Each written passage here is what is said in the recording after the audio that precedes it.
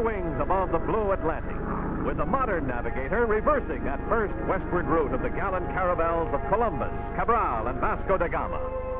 For today's landfall is Portugal itself, where the storied river Tagus still carries its ancient traffic down to the sea, where the fabulous Tower of Belém still stands sentinel on the bright river shore.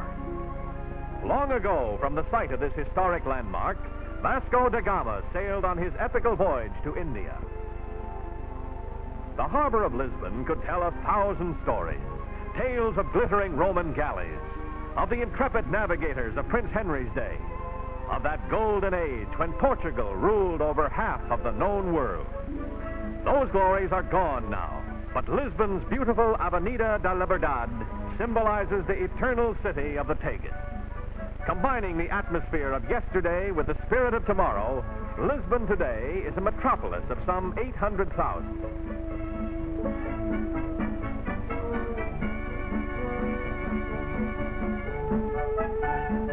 In the National Assembly are promulgated the principles that have made Portugal, with its 8 million people, an orderly and exceptionally clean nation, having raised health and living standards to an important degree.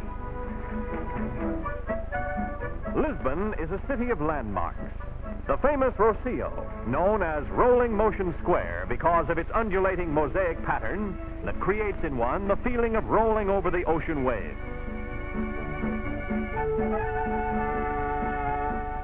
This towering outdoor municipal elevator is another highly unusual spectacle, but one which the Lisbonese literally take in their stride. Designed by Gustave Eiffel of Paris Tower fame, it has long conveyed the busy citizen from one level of his hilly city to another. Cable cars also are a necessary part of the civic scene in a city where hill climbing adds to the ups and downs of everyday life.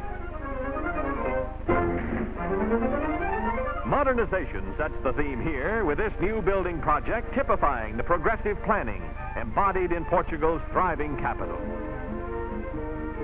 Here, it's modern housing for the working man, homes which can be purchased on a time payment plan. Further proof that today's Portugal is in step with the future. But time and tradition also survive, and the age-old ways of the Portuguese fishermen have changed but little. Down through the centuries, Lisbon Harbor has been one of his chief ports of call, the riches of the teeming sea his eternal quest, with sardines the principal catch. Fishing remains a major Portuguese industry, supplying much of the daily diet. And as always, the traditional barinas, or fishwives, still hawk their wares through Lisbon's thronging streets. On now to Nazaré, ancient fishing village on Portugal's central coast. For centuries, the people of Nazaré have lived by the singing sea, reaping of its bounty. Village children display the bright and lively plaids that make their costumes as colorful as their traditional customs.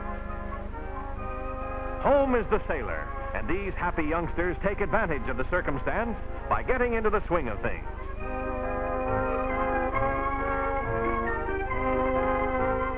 The village fish market presents a picture of activity as barinas and housewives bargain for the catch.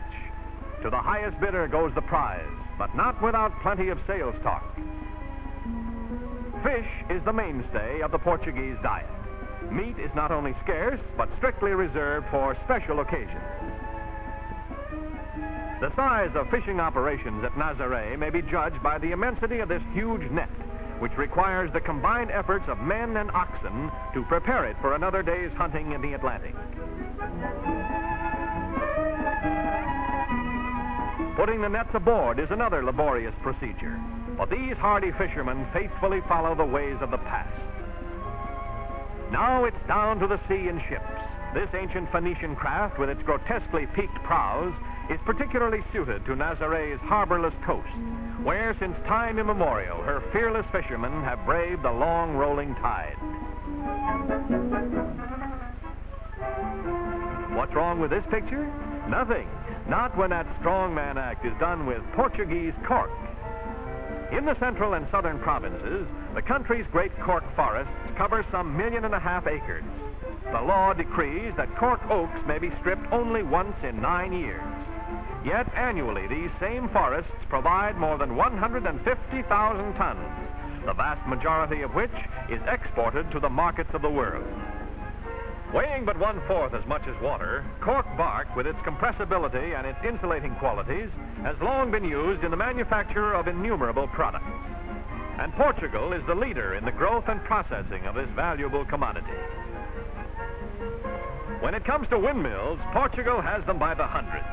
Don Quixote himself might well have tried his trusty lance on this creaking grain grinder. These clay pots whistle as the blades turn. If they cease whistling, the farmer knows his mill has stopped. It's still another part of Portugal, the paradox, ancient land of constant contrast. From the plains of the south to the Douro River country's northern mountains is a trip of only a few hours on Portugal's very efficient railway transportation system. Porto, city of the north, once the Portus Cale of the Romans, gave its name to Portugal and port wine. Second city of the nation, Porto truly portrays the contrasts of the centuries, combining a strictly modern outlook with the fascinating color of a decidedly historic atmosphere. But Porto's chief claim to distinction is wine, the famous port, which has made it the wine capital of the country. In the rich mountain terrain of the Douro River Valley rise the terraced vineyards which for centuries have fostered the wine of Portugal.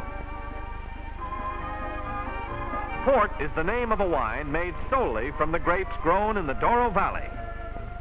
Today, oddly enough, these healthy grapes owe their existence to American rootstock, imported in 1862 to replace the Portuguese vineyards, which were destroyed by a ravaging parasite.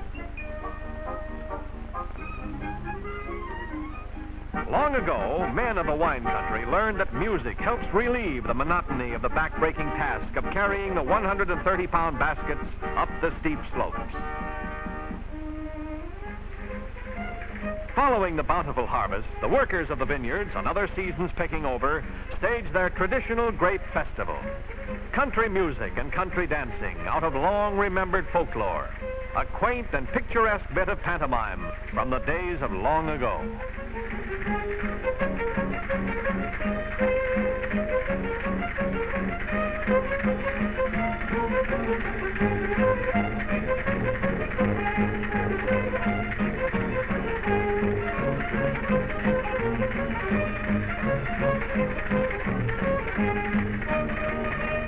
Such is Portugal, historic homeland of the world's great discoverers, proud in her history, proud in her people, taking her place today in that family of free nations upon which so much depends in this world of ours.